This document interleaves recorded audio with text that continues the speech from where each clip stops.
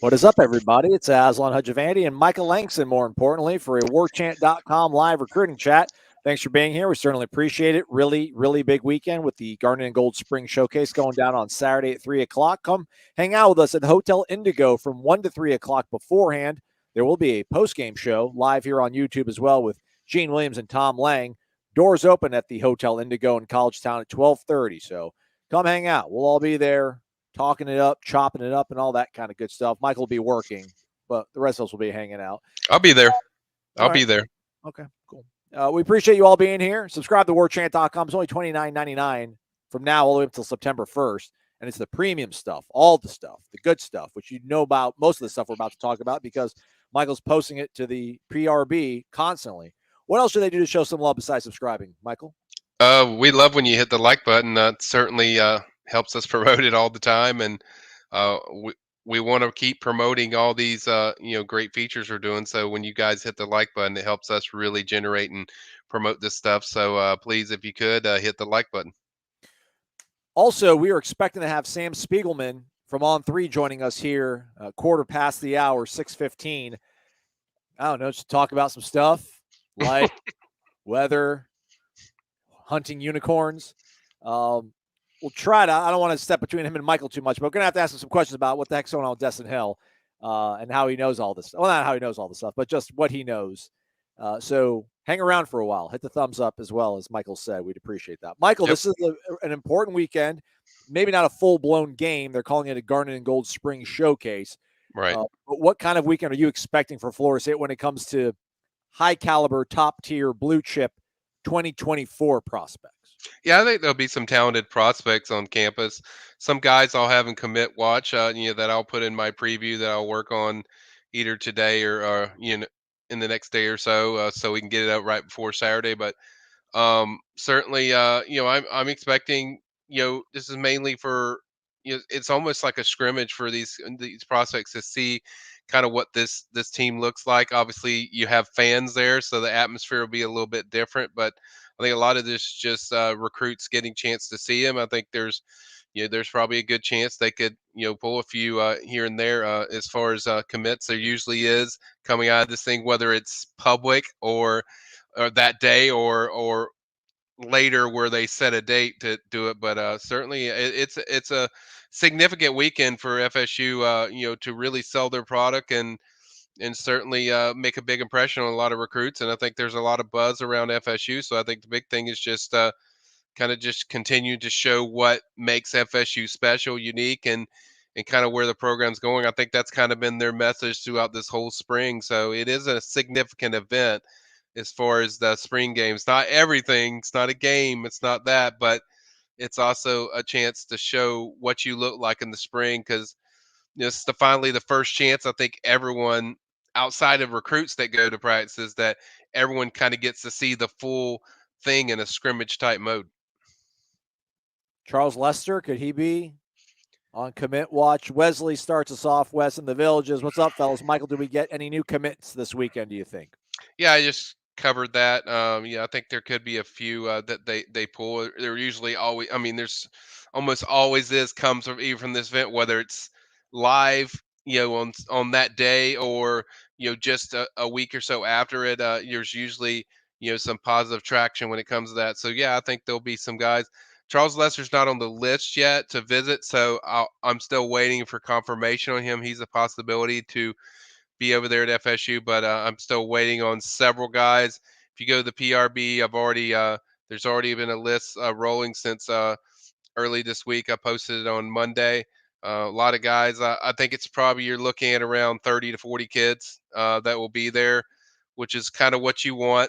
What you want for this kind of event. You don't want get crazy numbers where you hit the 80 and 90 where you have like for the Florida game, but you do want to get around the 30, 40 mark, basically a junior day type of amount of recruits that you want to see. So I think that's kind of what they're searching for and wanting for, and certainly a lot of talented guys, both committed and certainly some big targets on there that we can certainly go over. Obviously, the guys that jump out to me: 4-star receivers James Madison, 4-star receiver BJ Gibson, 4-star offensive lineman Jason Zandamela, There's a lot, but there's a lot of guys on there, so there's a lot to get over and look at this stuff and break it down. So we'll see.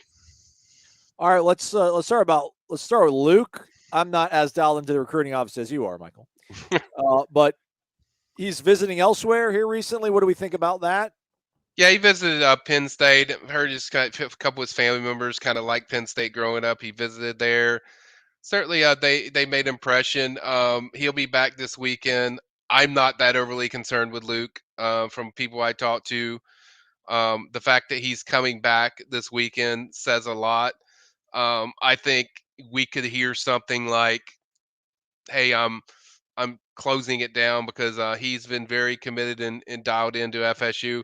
Certainly, it's concerning anytime you see a recruit visit a place, but in checking with my FSU contacts and people that are around him, there doesn't seem to be a heavy concern as far as Luke Kromenhoek and that commitment status. So I think they feel good, but we'll know more once he's there this weekend. But I think it's certainly a positive indication. The fact that I only worry with recruits when they don't visit and they're committed and they don't visit for a while. That hasn't been the case for either Luke or Cam, who both of those guys visited a school over the last few weeks. I'm not that concerned with guys that, as long as the communication's there with FSU and both of them told FSU like, "Hey, I'm stopping by here." So I don't get concerned with those guys, especially when the intel's telling me things look fine. So I think either both Luke and Cam, who both will be on campus this weekend, I think they're still in fine shape. All right. Hector Cartagena wants a team question to be thrown into the recruiting chat. Not the way it works, Hector, but we'll humor you. Over under on total sacks this season, he wonders. In case you were wondering, Michael, I was as well. I looked it up while you were talking. Okay.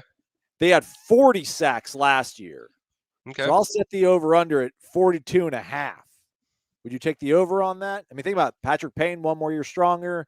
Full year you're hoping with Jared Verse. Fabian Lovett as well, creating havoc on the interior. So if it had 40 last year, 42 and a half might even be a low number. I think I should actually go with like the 44 and a half. That's my number. I'm going with 48. Okay. Yeah, that's where I'm going. I'm going with 48. I just think there's going to be more, dynamic pass rushers that are added into this offense or defense, and I think it's going to be a little bit more than what they had last year. You got a year more with Patrick Payton, who, by the way, his body looks so much better than what it was even a year ago, and I think he's going to certainly take a step forward.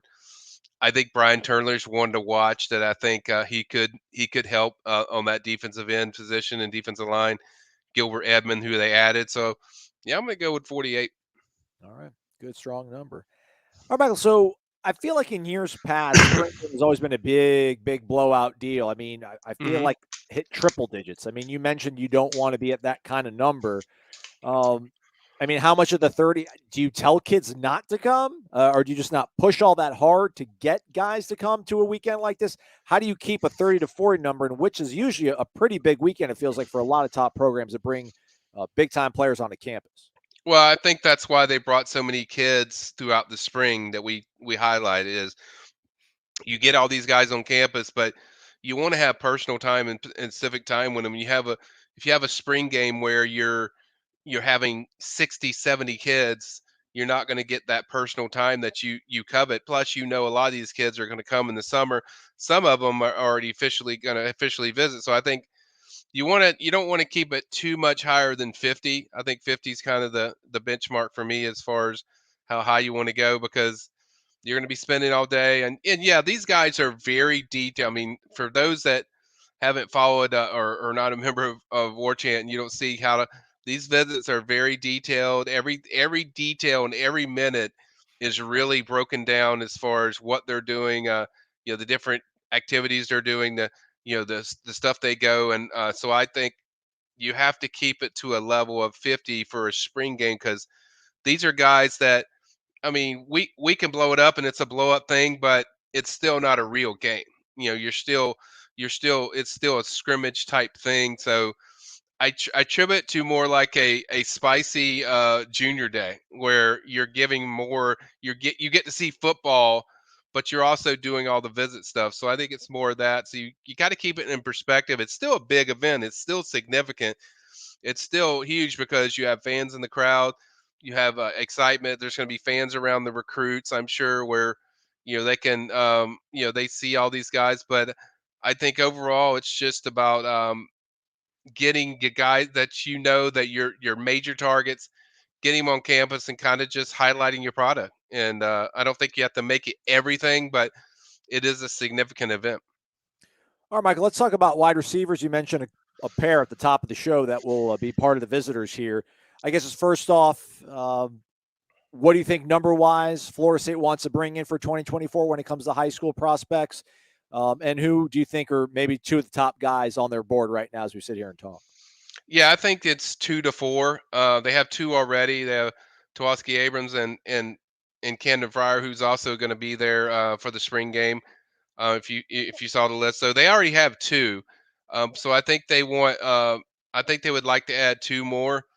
I think the guys that I get the feel that are the ones I focus the most on are a lot of them are 4 stars. One is a 5-star, JoJo Trader.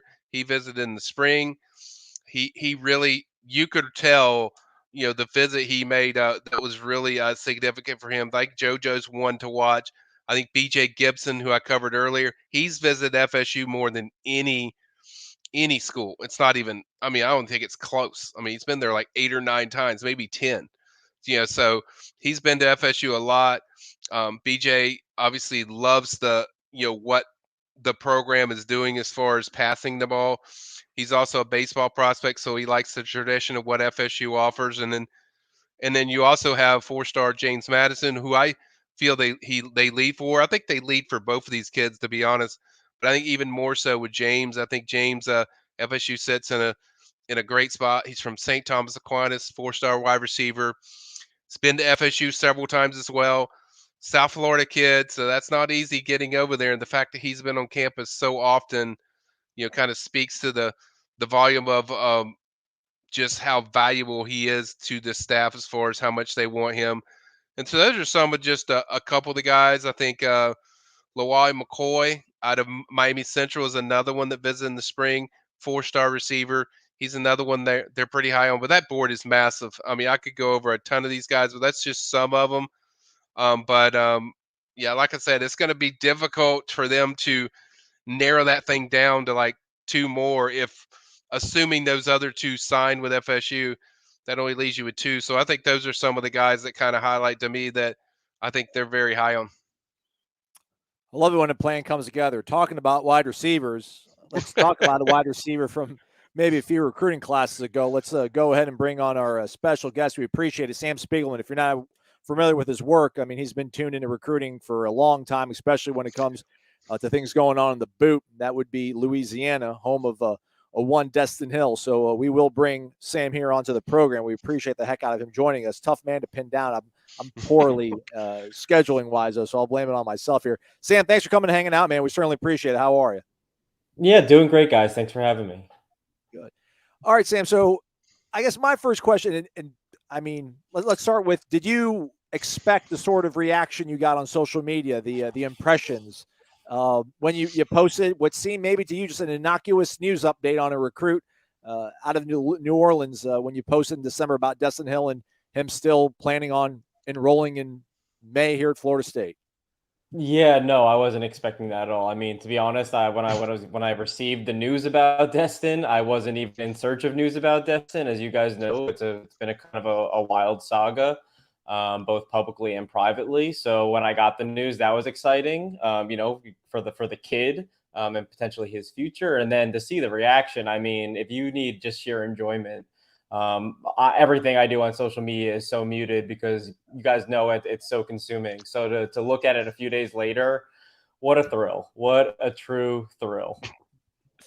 Sam, I got so many questions, but I'm not going to get in the way of you and Michael talking about recruiting. But just in this day and age where kids are so engaged on social media, everyone's tweeting out top 6 lists. I'm here at this school. I'm going to be here tomorrow. Like, it's been radio silence from Dustin Hill and those around him. Without maybe sharing too many details, is there a certain reason why this has kind of been so under the radar for so long for a player that's been so coveted and weighted by so many fans here at Florida State? Yeah, just to give y'all my perspective, Michael can remember we were together, a couple of springs ago, and we were talking about, what the FSU staff, we had heard about the impact Destin was going to have right away as a true freshman, which y'all know is so just rare. And in the days before he was supposed to enroll, I was at Carr. They had a 7-on-7 tournament. The school had just opened up. Obviously, Louisiana education here in Louisiana, no one pours any money into that. So for them to get a new school was a monumental event. And to see Destin was all ready to go to school and enroll, and we knew the bright future was awaiting him. But he faced a lot of battles, really unfortunate battles that, publicly, thank God they're not in the public, out there. But really tough, I think, as a 17, 18-year-old kid to have to go through. I think that it involved obviously the legal part of things as well, without getting too much into it. So to see, to see him disappear from social media, it's been a perplexing thing. But when you know the ins and outs of it, you understand why he detached himself from the public eye. We joked about a couple of minutes ago the reaction from when he was, he's expected to enroll in a few weeks. We put that out in December or January, and it went viral. I don't know if that counts as viral, but as close to viral as my tweet will ever go. And to see that, to know, the actual struggles that this kid has persevered through, what we believe he's persevered through, and to come out on top. It's a rarity, but I think it's a good thing that it's been private, essentially. I agree, Sam. Always good to see Sam. Me and Sam go way back. For people that don't know, we worked together before, and so I texted Sam when he posted that one time in December. It's like, "Are you sure?" And he's like, "Yep, it's very good." So, but I think Sam touched on a lot of good things of what the kid had to go through, of stuff that really was out of his control, stuff that is going on. And obviously we pointed out after Sam had put it out, I think it was December 21st if I'm not mistaken, and then put it out later when we found out somebody from FSU finally from the FSU side said, hey, this is when he's going to be here. I think it was kind of like, okay, now this is real because you're getting it from the side of school he's going to. But what has that been like for you, Sam? Just give some. I guess people probably want to know kind of what you see this kid a lot. So what kind of a player are they getting that's coming in here now, since you've seen him so much in person? Yeah, I think first let's talk about him as a kid. Besides all the stuff through, you guys mentioned this. I've covered a lot of kids. I'm very fortunate. Destin is one of my favorites. He continues to be one of my favorites. I saw his little brother a couple of weeks ago, and I told, again, I haven't seen him in years, which is such a strange thing because we both live in New Orleans, and it's a really small city. So I told him to give him a big hug. He is one of my favorites all time. You couldn't ask for a better kid, and I think he's going to fit in really great over there at FSU. And I think the fans will really love him for the kid that he is. Now, as terms of a player, is one of the best receivers ever come through a very talent-rich story program here in New Orleans. I remember he was at a rivals camp, and he ran a 4.5, and he said he was from Carr, and he was going to start the next year. They don't usually play a lot of underclassmen, and that season he took off. I think as a senior, he averaged something along the lines of 19 yards per catch. He did a little bit of everything. We know that he has elite speed. He tested as a 4.3 in San Antonio in the All-American Combine as an underclassman, and he was a part of the track's, I think, state championship relay teams, if I remember correctly. He is a bona fide speedster, but he is a really polished route runner. He's a really tough receiver that not only could beat you over the top, but he was really good in traffic, really good in the red zone. He played in a lot of big games for Edna Carr. Anderson now going to play for LSU, and they are two of the best receivers, if not the two best receivers to ever come through one of the best programs here in Louisiana. I think his senior year devoted so much attention to him. He was double coverage, sometimes triple coverage, which opened up the playbook for Aaron Anderson to really capitalize, who was a year younger. but Destin did a little bit of everything. He reminded me a ton of Jamar Chase. And I know it's like a lazy comparison because they're both stud That's a receivers good from one. New Orleans. But Yeah. look at what he does after the catch. He was tough going over the middle, and he had that legit speed that Jamar didn't have that speed in high school. That learning how to get fast at LSU. So I thought Destin, had everything and. Yeah, I love what he does after the route. For me, it's like when he goes out of the route and the cuts and gets separation. That's the thing that jumps out to me. I see a lot of Rashad Green when I watched that played at FSU does some of the similar things. I think Jamar Chase. I think everyone would kill. They would love that projection. But I get this a lot, and I've heard. I have people that are close to him. In Louisiana that I talk to, but. And they say, like, look, he's keeping himself ready for this moment. He was kind of preparing for this. What have you kind of heard of him staying in training shape? Because obviously he hadn't been hit by somebody in college yet. But what's kind of what you hear, Sam, about how he's kept himself in shape? Yeah, definitely. Since December, that's been a question. That's kind of been the question we've been trying to get some information on. We don't have a concrete answer. From what I understand, he is staying in shape. The Right. Car Network. It's a really powerful network here in New Orleans.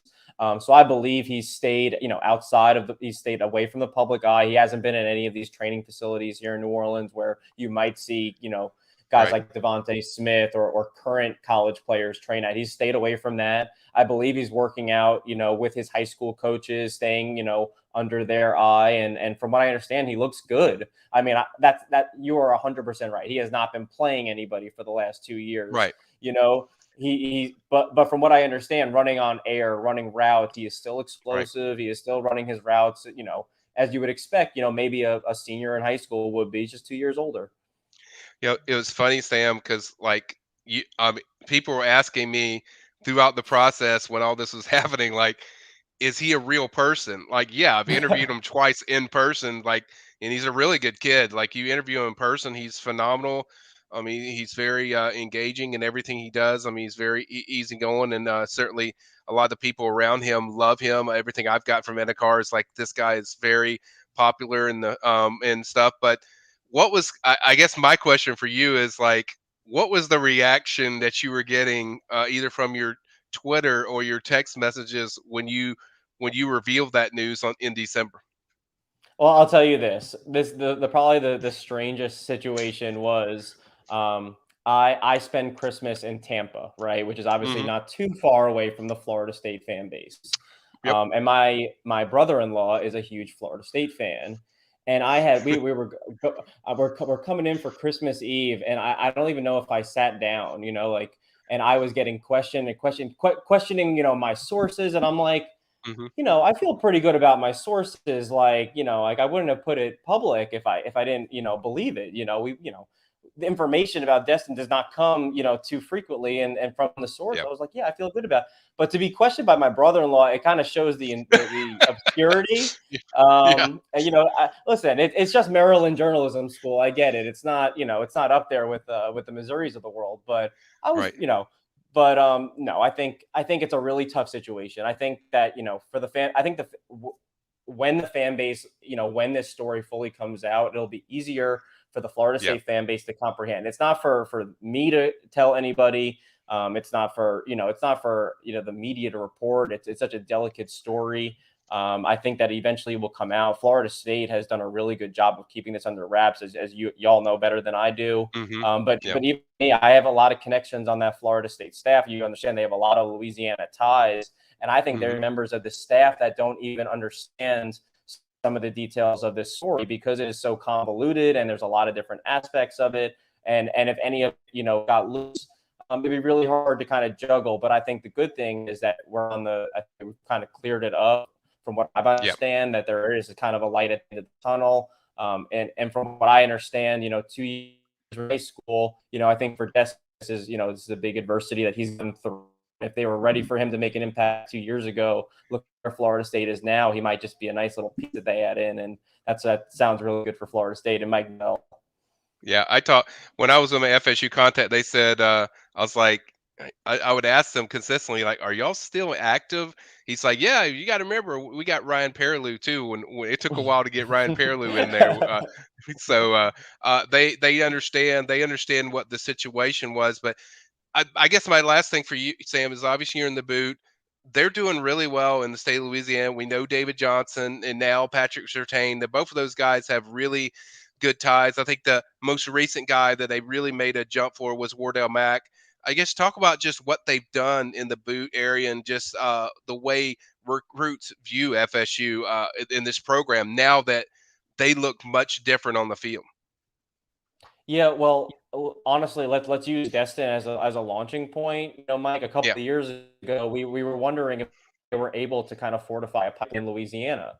And you mentioned Mike Norvell recruited Louisiana really well when he was at Memphis. You talk about guys like David Johnson, now Pat Surtain. You talk about Edna Carr, and also Alex Atkins has really strong Louisiana ties. Their OC. Yeah.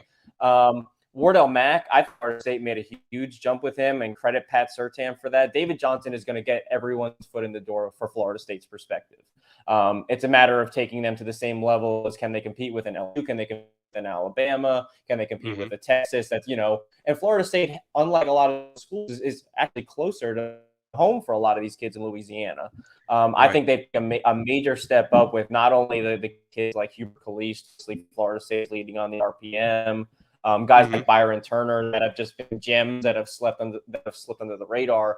But you see it with guys like Wardell now. They're taking it more seriously. I think a guy like Jamie Vance having a lot of success there. He is a really polarizing figure here in Louisiana, and him having so much success there at Florida State and now being coached by a New Orleans guy like Pat Surtain, who is so below tier and really has not had a chance. When he gets back on the recruiting trail and gets back in these high schools, it's going to be a really big deal. He's been obviously away so far, being at American Heritage. So it's going to be they're going to have a fantastic chance now that they're seeing it on the field, as well as with the relationships that they've always kind of had behind closed doors.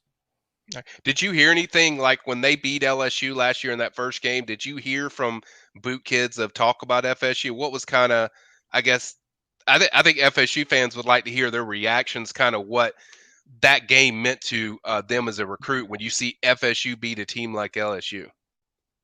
Well, I'll tell you, it was more of a big picture thing because the game highs wear off, especially when it's the season opening game. So yeah, there was a lot of game highs, because the game was in New Orleans, wasn't in Tiger Stadium, it wasn't at FSU. I think that FSU probably would have capitalized if that was at home. I think that would have been a monumental, one of those game, momentum swinging, at home experiences. But because it was at a neutral site, I think big picture, what you were saying, Florida State is now back in the conversation. I think they had a little bit of a lull, but Mike Norvell has brought this program back to where we're used to talking about Florida State as a national contender for kids, not only in the state of Florida or the Southeast, but in Louisiana and also, coast to coast. It's Florida State. And I think that the way that they've assembled the staff and now the success on the field has put them in the equation. But yeah, if they beat LSU again, I think this turnaround, because now they're both contenders, everyone knows what to expect, and now everyone will be tuned in for this one. Sam, do you know, did LSU ever try to re-enter the picture on this with a guy like Destin, or does this just speak to the loyalty maybe of Destin and the dogged pursuit of him from guys like Mike Norvell and David Johnson? Yeah, to my knowledge, I don't know if LSU did or didn't, but to my knowledge, this has been FSU through and through. Like I said, he had a teammate, Aaron Anderson, who was committed to LSU, signed with Alabama, and now is back at LSU. Going to be their starting punt returner. From what I heard, Destin has been all FSU from the start. I remember the day before he signed with FSU. He was a little bit on the fence with Alabama, but he called me I think he was getting his hair cut, and he was pretty sure it was going to be FSU. So May's going to happen then. It's going to really happen, Sam. That's what I've heard. Yeah, May 13th is the date I was told by somebody that's really dialed in that would know. But I just can't wait to see Sam again. You're in Tampa, man. Come on down to Tallahassee. We'd love to see you. Appreciate everything you dropping in here and certainly giving us kind of a lay down of what happened with Destin and kind of breaking down what he would bring. But I know I speak for FSU fans. It's one of the biggest recruiting stories of the year with Destin because people have been waiting so long. So we appreciate you joining us, man. Yeah, I think hearing that people thought he was fake was mind blowing, but just over. But I think FSU fans will really love this kid for not only that he's a stud receiver, but he brings a ton of character. And you want to talk about someone that will represent Louisiana and New Orleans really well. Destin is certainly that kid. But thank you guys for having me. You got it, man.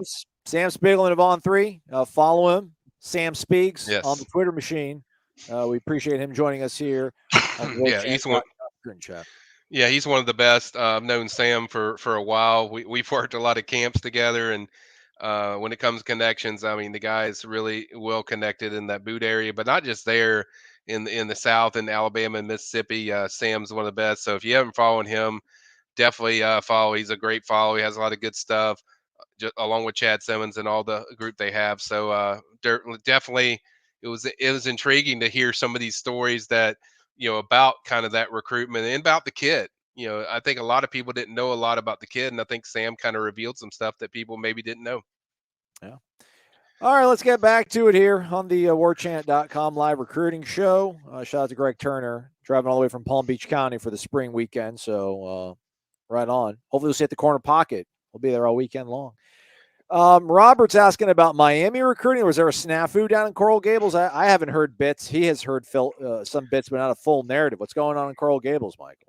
I mostly focus on FSU, but I did see a few things where 5-star wide receiver Jeremiah Smith, I think, visited Miami. Apparently, it didn't go well, and he's like, "I'm never going to that campus again." Basically, there's a tweet about it. I think he deleted it, but basically, I'm not going to visit at that campus again. Basically, and so I mean, let's say it's the honeymoon's over. I mean, the buzz is somewhat wore off, and I think a lot of it is, I mean, your product eventually is going to sell what you are, whether it's good or bad. You got to have something. You can't lose by 24 points to a Middle Tennessee State. You can't get hammered at home by Duke. And nothing against Duke. You had a good year, but that shouldn't happen. And you definitely can't lose to your arch rival by 42 points at home.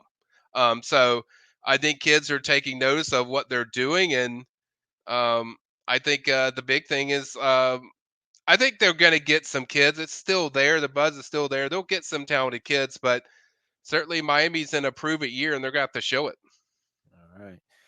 All right. Chris. Guard prospects the Florida State likes. Not on the hardwood. Maybe the hardwood. Who knows? Well, there's a lot of them. I'll leave that to Corey Clark since I think Corey's on the basketball stuff. But yeah, there's plenty. One's visiting this weekend. Jason Zandamela is one. Another one they're very high on is Jonathan Daniels. I think FSU is the team I hear the most with both of those kids, especially Zandamela. He's a guy that's visited FSU several times. He's a teammate of Lucas Simmons in high school, so they played together. Another kid that's an international kid in Zandamela. So I think those are two of the ones that jump out to me. I think, and then Daniels from Pensacola Pine Forest. He's a guy that they're very high on, that they've done a great job with. I think the biggest need, though, Chris, that what they want this year is centers. They want 2 centers. So I think that's kind of the focus of this offensive line class right now is the center position. I think they want to have 2, because outside of Maurice Smith, they don't really have a guy that's like set in there that's going to really knock it out of the park, as far as that you can really consistently count on. I think Casey Roddick and a few of these, maybe these transfers they brought in that can play there. There might be some other guys in there, but I think that's kind of their focus, is that center position. And I think there's a few more, but those are 2 of the ones that I think are the ones you should know the most, is Daniels and Zandamela. What about the Henderson kid, Greg Turner asks? I'm drawing a blank on Henderson. Greg, give us a first name. Come on, champ. I know you're driving. You're not driving right now, but you're driving up for the game. Give us a first name on that. Is Daniels a guy you think that slides into the interior, Michael? They got him listed. Yeah. Yeah, I know they got him listed as tackle, but he's a little shorter than what they have, and I think his body frame is more of a guy that's an interior guy. I think Zandamela is center all the way. and they're after several guys that are centers. But I think You got Quayshawn Sapp, man. I mean, we can't, Quayshawn Sapp's out there, so he's an option, but I guess yeah, they probably need some more. there's plenty. I mean, like I said, if you go to the hot board, which we released, I mean, there's tons, and some of those I just draw a blank on as far as what they have and what they don't. But I think the main focus is really nailing down 2 center prospects in this class. I feel good about Zandamela at being one of the centers, and then you have to figure out the other. You also have Walt Claire Flynn, who I think is really high on Coach Atkins. There's he's another one that fits that center mold and position.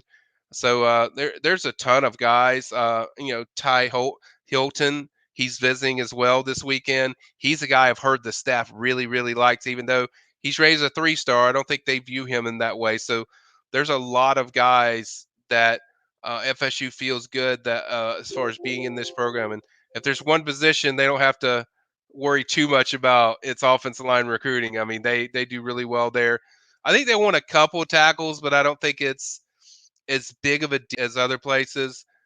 I know you're throwing Barry Walker in there. I haven't much heard much about him. I think he's kind of slipped down the board. But the rest of them, I think if you look at the new hot board that Aslan was just flashing, there's several new targets that are in there that visited FSU. They offered another one for 2025. So I mean, it's like they're always evolving to adding more targets. So I think you'll see a lot more. I think you'll see a lot more buzz once we hit the summer when it comes to who the tackles are going to be. But I think their interior, those 2 guys, Annabelle and Daniels, are 2 of the ones I hear the most frequently. Jamari Howard, chances of a flip, Michael. Good shot. A really good shot. He's in for the spring game again. He's committed to Michigan State. Pretty soft commitment with him taking visits to other places. Really likes Patrick Surtain. That's very clear. This is like his 3rd visit, I think, to FSU in the spring. They've done a great job with him. He keeps saying all the right things, but he keeps visiting FSU. So when that happens, it's usually kind of, yeah, I'm committed, but I'm not. So there's certainly a good shot. He definitely likes Milk Tucker. I mean, I'm not going to take anything away what they're doing, but I think like overall, Jamari, after Charles Lester, this is the guy that I probably think is highest on their board as far as who they want badly in Jamari Howard. I think they pushed hard.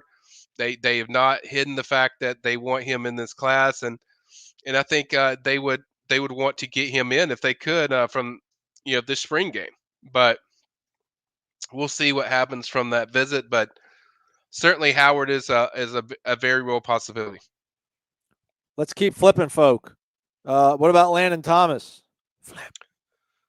Landon Thomas, there's a solid shot. There's a strong shot. He visited. He's not going to visit the spring game since he just visited like a couple, last week. So this past week. So I don't think he's going to be back at the spring game. I would imagine that quickly, but I do think he'll come back later in the summer. I do think FSU will get an official visit probably in late June, from what I was told from some FSU contacts that he will be back there. I think Georgia, FSU clearly committed to Georgia, but I think if people forget how much Landon liked FSU growing up, he committed to him early. It's one of his favorite schools. So now he's seeing the product and what these guys are doing on the field. And I think, this is a pure example of how your product on the field can really help you as a team. So I think that's certainly benefiting FSU in a big way because this kid has personal love for FSU growing up. And so I think I think it's a legitimate shot. Now, is it going to happen right away? I don't think so. I think it's going to go into the summer. That's when I think you're going to really see some development within that recruitment. If he comes for that official visit, Kirby doesn't keep him locked up and he goes to that official visit, yeah, FSU is going to be it's going to be trouble for Georgia if he takes that official. So I'm interested to see kind of what happens there because it's definitely building. You feel it. You feel the momentum building with a guy like tight end Landon Thomas So yeah, watch out. FSU's coming, and it's definitely a close battle. Folks, don't forget big weekend with the Garnet and Gold Showcase going down on Saturday. But Friday first, join the Seminole Headlines crew at Corner Pocket Bar and Grill on Friday for a 4 p.m. live happy hour show. Ira, Corey, and Jeff will be broadcasting live on the back deck, weather permitting, and it should be some nice weather, over at the Corner Pocket Bar and Grill, 2475 Appalachia Parkway. You don't want to miss it from 4 to 5 o'clock. It's going to be fun. Your favorite trio, live, hanging out, shooting the breeze with you. Then when it comes to the actual game on Saturday, come on out to College Town. We'll be live from the top of the Hotel Indigo from 1 to 3 o'clock. Join us for some cold drinks, fresh food, and the best view of Doak Campbell Stadium. The Warchant Spring Game Days got you covered. Then about 10 to 15 minutes after the game, join Tom Lang, Gene Williams for the post-game call-in show. Warchant Spring Game Day 2023, brought to you by Bud Light Sangria Splash. New to the Bud Light Seltzer family, Bud Light Sangria Splash. Enjoy responsibly. And their buffet is phenomenal. I had it last year, guys. You want to get there. So buffet was good. By the way, Greg Turner. Now, see, Greg was talking, chiming in. We're thinking it's offense line. Greg's like, no, it's Alvin Henderson, the running back, just visited yesterday. So we didn't know you were talking about another position, Greg. So, yeah, Alvin visited yesterday. I think FSU's one of the top tier teams in that recruitment. I think the buzz is always going to be about Alabama, Auburn, and why wouldn't it be? FSU doesn't get Alabama kids too much, but this kid's visiting a lot, like a lot for a guy. And the intel I got from the FSU side of things is like they feel good about their position. They know what's going on. They know what's in there. They know who's involved and who the players are. But they also feel good about what they're receiving intel back from Alvin when it comes to this visit. So I think they're in a good spot early on, 2025. So there's a ways to go, but I think everything's trending in a good direction of where FSU wants to be in this recruitment. One of the top tier running backs in the whole country for the 2025 class. So I think that's kind of my take, Greg, that I think they're positioning themselves fairly well. Chris is just dropping all sorts of questions on here so he can take all your answers to his blog and steal our information. How come FSU has not seemed to have had much traction with Chance Robinson, Michael? Just one of those kids that had visited early when he was a junior, visited like 3 times, but they just haven't been able to. They're working really hard to get him on campus, and maybe just other schools are higher on his list. I think guys like for some reason he visits Miami a lot. That's kind of interesting, but I just think he's kind of the opposite of his teammate in James Madison, who's his teammate that plays on the team that James has been on there very frequently. They've come close to setting up visits, and I just think he's more intrigued by these other programs. So you're not going to get every kid that's going to have that vast interest, and I think that everyone asks like, what's the attraction? I think he's really close with Kevin Beard, the new wide receivers coach. I think that's really helped get their foot in the door, but he also, I think he likes them growing up. So I think it's really just you're not going to be the flavor of everybody, and that's just kind of one of those kids that FSU's worked hard to get him on campus, but so far it's just hasn't happened. He's indicated that he might come by on the weekend of the spring game, but we'll see. But it's just one of those kids that sometimes they like you, and sometimes they just prefer somewhere else that they like a little better of other programs. I don't really have a direct answer for you, Chris, except for that. Darius Kelly. True fact, everybody. The name Darius actually derives from an ancient king from the Persian kingdom. It's actually pronounced Daryush, but y'all butchered it. Y'all don't care about my people. You just take our names, just pronounce them however you want. But Darius wonders, do you think we land JoJo Trader, who, I don't know, would we pronounce it Josiah Trader? I don't want to butcher your name, JoJo, so I'm just going to call you JoJo Trader. Michael, is there a possibility they get him? Well, I mean, first off, you have to get Trader first.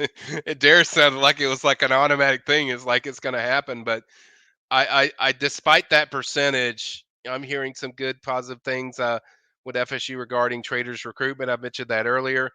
Still work to do. There's still official visits. There's still a lot of stuff to go in there. And certainly, yes, if you land Trader, it's going to impact, somewhat Jeremiah. But the thing is with Jeremiah, he's really high on what Ohio State does with their receivers, and why wouldn't he be? I mean, look at all the guys they put in the league. That's really attractive to him. Now, if something were to happen to maybe the wide receiver coach at Ohio State, where he took a job somewhere, I think FSU's the biggest threat to Ohio State after that, because I think Jeremiah really liked just the feeling he got around Dugans, the feeling he was around Atkins and Norvell. He really liked just the connection he had on that visit. And I think if it's not Ohio State, I think FSU will be the next team. But I think a lot depends on just, what is going to happen, with Ohio State, whether there's coach. I think it's going to have to take a coaching change, in my opinion, to fully pull off the Jeremiah Smith, pull, or something's going to have to happen with Ohio State, because he's committed there and he really likes what they do as far as producing producing wide receivers. I mean, you look back at the guys they put in the NFL, it's pretty strong recently. So I think it's just a wait and see on what interacts and happens with Ohio State before to consider that a heavy chance. What's going on in the 863? What's going on in the heartland, the frontier of Florida, Polk County, Michael? Any kids, Hector Cartagena wonders, Florida State's targeting out of Polk County this year? I haven't heard a lot from Polk County yet, Hector. That doesn't mean it won't be, because the summer is a big evaluation time, not only for the coaches, but for me. So I'm going to keep my eye on the Polk County. I don't think there's too many guys that I've heard of from that area yet, but those guys, it's weird because a lot of the Polk County kids, sometimes they emerge in the spring, but sometimes you'll see them in that summer where, we do a lot of, you do a lot of film study and you do a lot of different things. And then these guys emerge from Polk County. So I think there'll be more that'll jump into it once we hit the summer. But so far, I don't think there's any like major targets yet, but I'll keep my eye out. Let's go to 50 players. This is the on 3 top players in the state of Florida. Mm-hmm. Let's see if we're going to go all the way down to 50. I haven't seen one person from Polk County. I'm not hating or anything. I'm just pointing out what I've seen. Yeah. No. And there. All right. No. That's it. That's a wrap. Okay. Love you guys though, man. Football hotbed. Love you guys. All right, what else we got out here? Why you gotta be so negative, Gabe? How long before Jordan Pride decommits? What's up with that? How long? Well, I mean, the fact that he hasn't decommitted yet, I think speaks volumes to, both where he wants to see where this recruitment goes. Now, he has said he's going to take visits. Now, it sounds like Florida, who's the team that everyone's most concerned about, they're about to get a top safety commit to them. And then I think they already have another one. So it's hard. I haven't heard as much buzz around Florida as I was. So I think it's a wait and see, Gabriel, because I think the one positive for FSU where it's trending better is he's been on campus twice this spring. That's a big deal. That's a step forward for FSU because he hadn't visited them in over a year.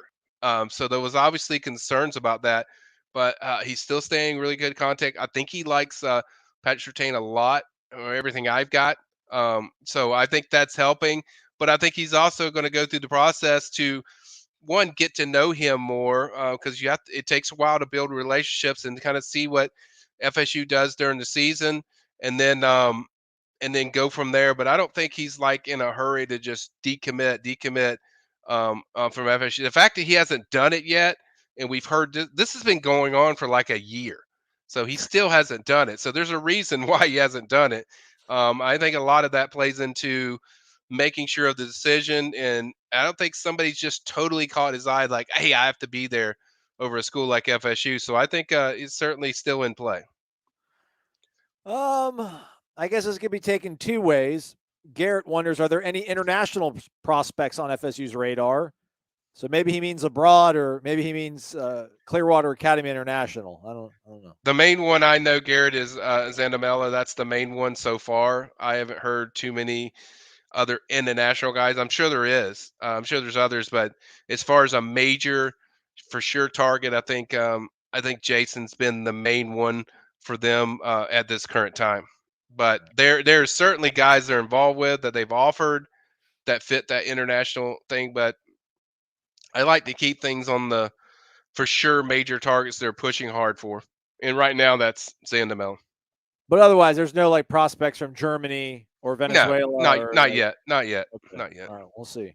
We'll see what's out there. No stone unturned. We got to keep the international You got flavor. it. We got Mastro around for a little bit longer, I think, maybe. Benjamin Tukert. Okay. Sorry, Ben.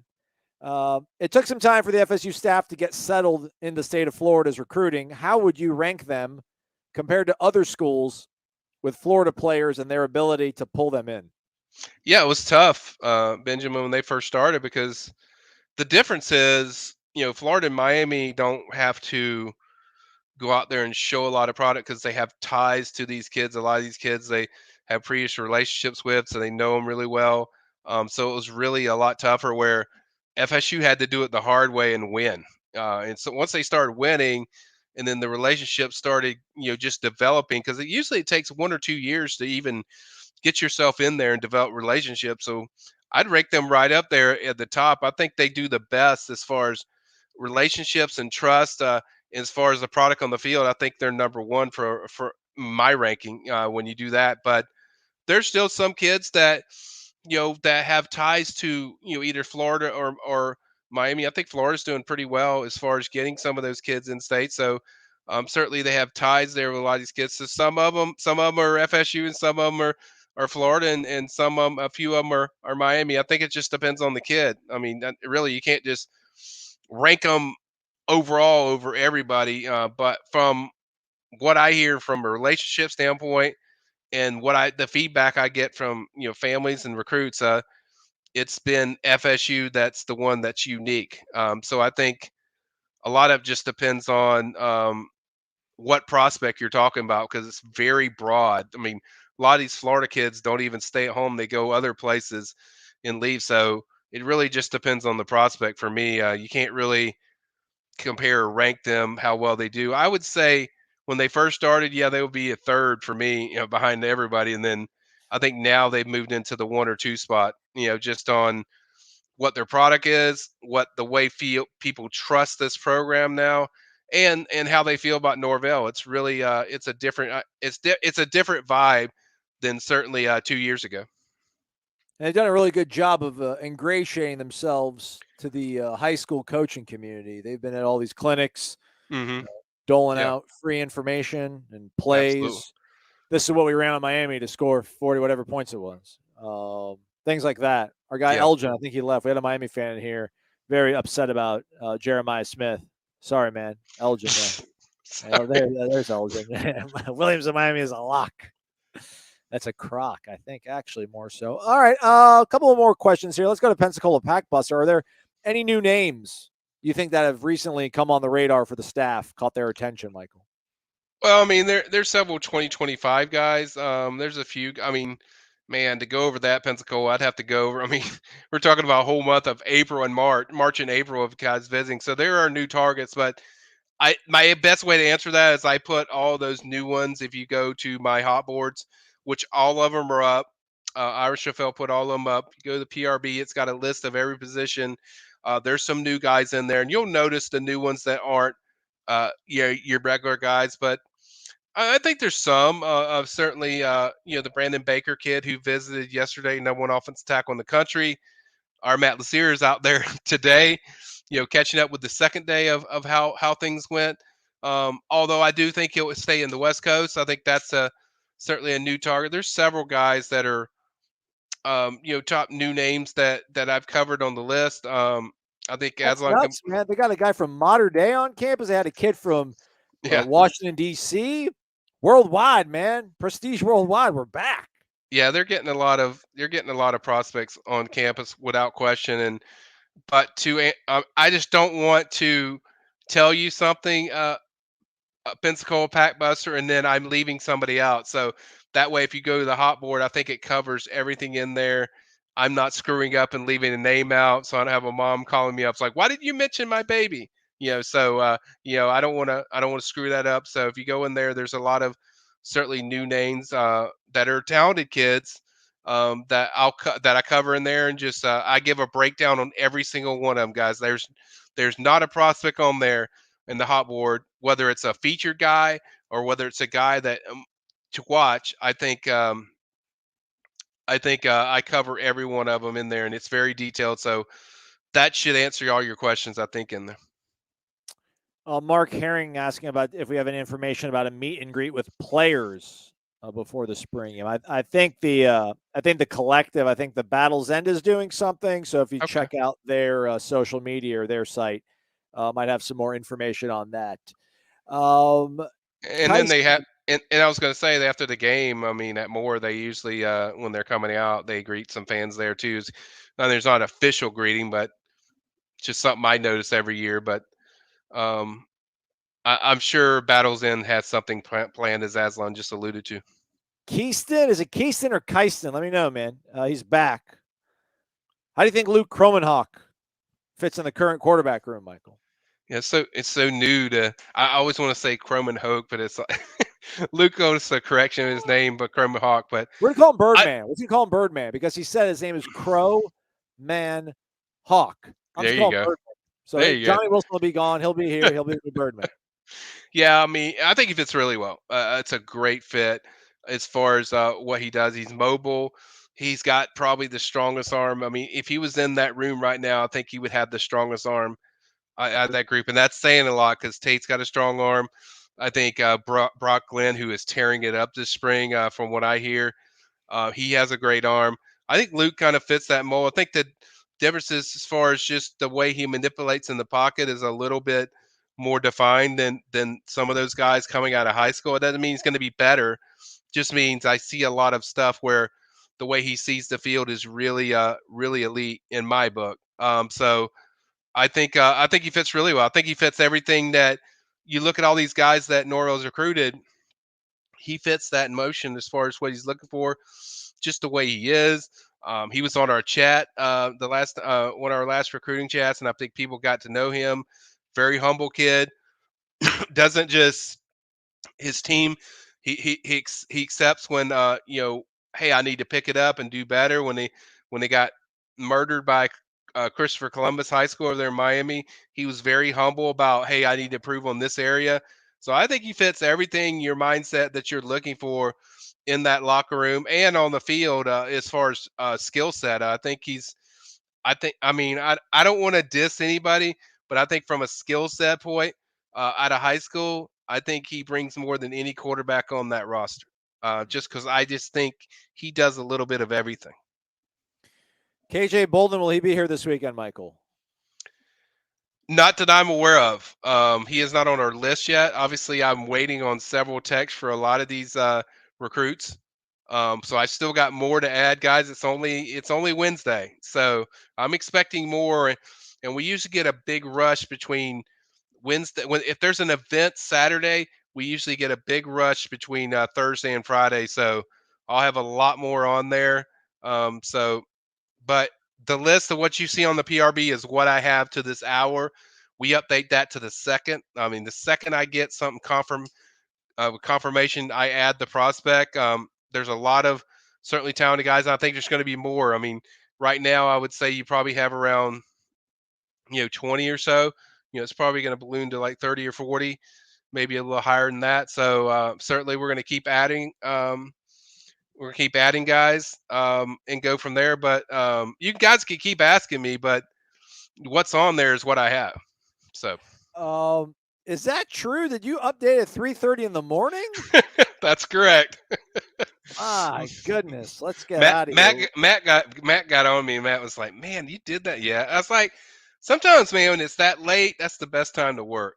Because, I mean, just to get stuff done. And the thing is, why I do that, and people are like, did you ever sleep? I do sleep, guys. But if I don't put it on there, I might forget about it next morning. So that's why I always make sure I put something late that I'll have in the morning. I don't want to wait until the morning. So that's kind of why I put it on there. But yeah, nice catch there, Aslan. I definitely did post it at 3:30. Unbelievable. All right, last one. Antoine Stone. Chances of 2 top 5 classes in a row. Not this year. I'm not expecting a top 5 class year. I do think it's going to be top 10 and a little inside the top 10, but I don't think it'll be top 5.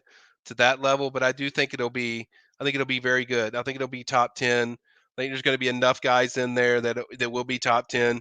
I think they're going to really do a lot of great work on the portal. I said last year it's going to be the best portal class I've ever had, and I felt good. And I think even stronger chance that you're going to get some of the same top tier kids when of positions that are, for positions that are holes that FSU wants to fill. And I think it's certainly it's only going to get better. I think that was very encouraging when Sam mentioned about what Patrick Surtain adds to their Louisiana recruiting. I think that's certainly going to bolster them in high school. So that certainly helps. But yeah, I think it's going to be top 10 or inside it. Shout out to Elgin for being a good sport. I'm not upset that you put 45 points on my favorite team. I didn't think we would have won regardless, but we coming. Top 5 class. Well, you got a ways to go, Elgin. You got a 3-star quarterback and a no-star kicker. So, well, hey, but just saying. Where are you guys? Got a ways to go. You guys are Elgin. I'm not trying to be rude, man, but like, whoa, no, are you guys? No, they're going to get some talented guy. I'm going to be honest and for serious moment. Elgin, you will get some top players. Top 5, that might be a little tough, but certainly they will get some talented players. Bro, they're not even in the top 50 right now. I just told you they have a 3-star quarterback and a Elgin, Bubby, look who you're hanging out with, man. Hawaii. Hey, they're in there. Shout out. Yeah. By the way, shout out Ralph. Ralph, I forgot to say hello, man. Can't wait to see you. Love your brother. Can't wait to see you in Orlando. We're gonna go. We're gonna have a good time, and I just want to give you a shout out before we sign off. So I almost forgot, to say something to you. But Ralph, hello. Hope everything's good. Hope the family's good. Last question, Rel. Keeping it real with Rel. Do we just give me over the weekend? Are we getting them or not? I mean, I can't say for sure. I think the possibility's there, Rel. I mean, there's not a guy that's coming into the weekend like, hey, I'm going to commit to FSU. That I've heard through my circles. I do think there's several possibilities. Like I would say up to 5 that they could get if everything clicks and goes the right way. But right now it's a wait and see of how the things develop and how a kid feels just on the visit. But there's not one for sure, Rel. I can say, hey, this guy's committing.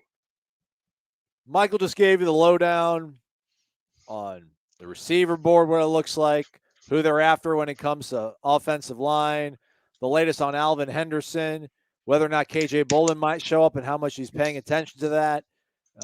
Let you know all the hot boards that are going on at the PRB.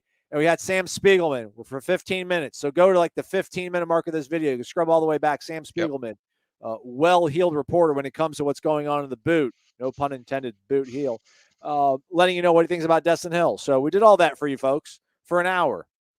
Can you just hit the thumbs up maybe? Just tap it. Appreciate that. Michael, you stay busy. I don't have to tell you twice, but we'll do this again soon. Yep, we'll see you Saturday. Guys, we appreciate everyone tuning in. I will answer more of your questions in a little while. I'll get on there. Matt's later going to have a summary of kind of the key points of this chat for those that didn't watch it or whatever. But we'll have a lot more. And just for you guys, right after the spring game, obviously we're going to have a ton of coverage because there's going to be a lot of recruits on campus. We'll do all that. But then once the spring game is over, got a little special treat for you guys. I'm going to throw a new 10 to watch up for the 10 prospects to keep an eye on for FSU in the 2023 class. So just look forward to that. We got a lot of stuff coming up. May, we're going to be all waiting around on around May 13th for Dustin Hill. So I'll definitely be on watch for that. And just a lot of stuff coming up. I hope to see every one of you guys on Saturday at Hotel Indigo. I'll be there. Certainly I'll be there right at 12:30. So we want you to stop by, come by and see us. We'd love to talk to you guys about football or recruiting or whatever you want to talk about. So once again, thanks again, guys. And we appreciate everyone tuning in. He's Michael. I'm Aslan. Hit the thumbs up on the way out. Stay connected to warchant.com, the ultimate Seminole sports source.